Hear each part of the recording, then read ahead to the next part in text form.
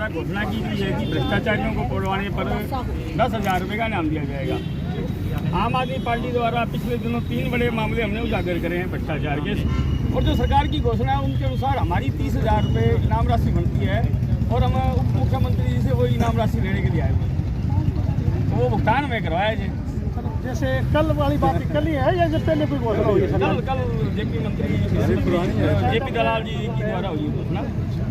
तो वो जेपी दलाल जी की घोषणा है या सरकार की? वो सरकार की घोषणा है, वो सरकार के मंत्री सरकार की इवेंट पे वो आए थे। कई बार व्यक्तिगत नहीं थी, कई बार आदमी कहते हैं मैं अपने निजी कोष से दूंगा। नहीं, वो सरकार का कोष है, उनके बाप का कोष थोड़ी है, वो जनता के पैसे हैं, वो तो जनता के पैसे हैं। तो वो 30,000 रुपये का भुगतान करवाया जाए, हम इसके लिए आए थे।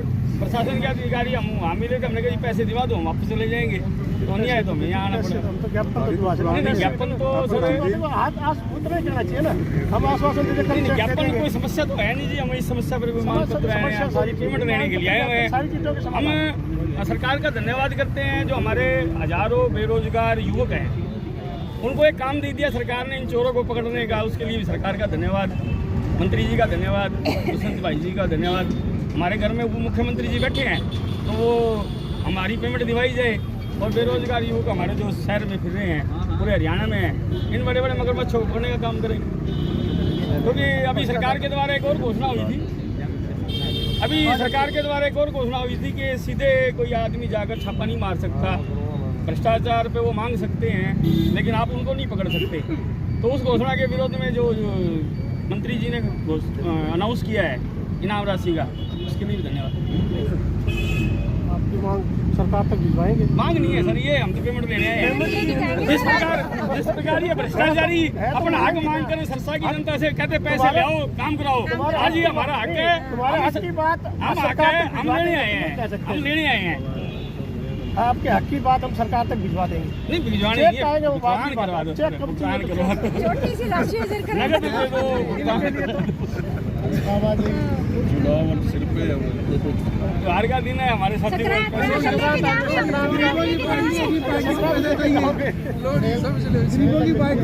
पार्टी को फंड चाहिए। अगर 30,000 रुपये तो बहुत काम करेगा पार्टी, देना छुपा लेंगे।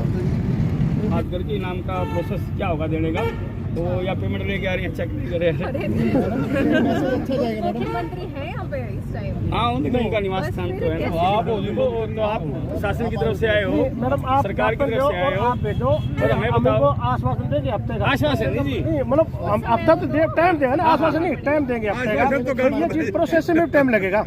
तो सरकार की घोषणा है, उसको अमला जमा कराने के लिए वो किस फंड से देंगे, ये चीज तो सरकार को देखनी है ना। एक हफ्ते का आप हमारे को, हम आपको कहा एक हफ्ते में बेरोजगार है जो सरकार द्वारा ये जो प्रावधान लाया गया है, बेरोजगार से हम धन्यवाद करते हैं। उनको एक लाभ मिला है ये चोरों को पकड़ने का, उनको भी काम मिल रहा है, चोरों के ऊपर निकल के सी जाएगी।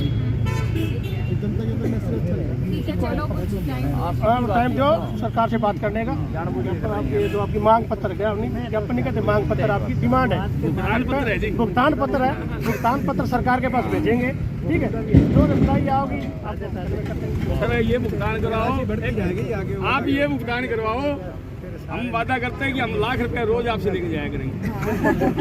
आप पकड़वाओ, हम पकड़ने के लिए तैयार हैं। जो मंत्री जी की घोषणा थी, इन तीनों मामलों को उजागर करने की इनाम राशि 30,000 रुपये है। आज अब उप मुख्यमंत्री जी के निवास स्थान पर आए थे वो 30,000 रुपये लेने के लिए, और प्रशासन ने 30,000 रुपये के भुगतान का एक हफ्ते का समय मांगा हमारे से। कहते हैं जो घोषणा हुई है वो किस प्रोसेस में होगा, एक हफ्ते के अंदर भुगतान करवा दिया जाएगा। जेपी दलाल ने कल ये कहा था कि पुलिस विभाग में अगर कोई पैसे मांगता है, दरअसल वो मामला 1800 रुपये की रिश्वत का मामला था। पुलिस के मुंशी ने पैसे ले लिए पासपोर्ट बनवाने के एवज में। उन्होंने कहा था कि ऐसे लोगों को आप पकड़वाओ पुलिस में, और मैं अपने व्यक्तिगत तौर पे अपने निजी कोष से आपको 10,000 रुपये दूंगा। फिर उस व्यक्ति ने कहा, बात सुन लीजिए पूरी आप, फिर उस व्यक्ति ने कहा कि मेरे पास ऐसा मोबाइल नहीं है जिससे उसकी रिकॉर्डिंग या वीडियो या उसको पकड़वाने का मैं काम करूं। तो फिर कहा कि आपको मोबाइल भी दिलवा दूंगा। ये है घोषणा, और घोषणा नहीं है, उसने व्यक्ति तौर पे ये कहा है।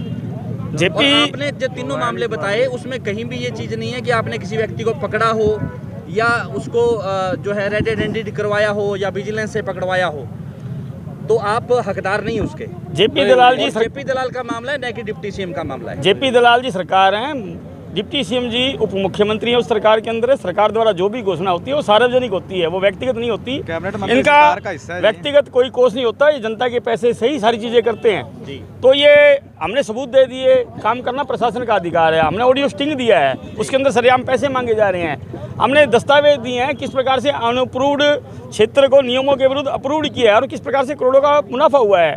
हमने डस्टबिन का घोटाला उजागर किया है कि डस्टबिन शहर के अंदर लगे नहीं और करोड़ों रुपए का भुगतान डस्टबिन के नाम पर हुआ।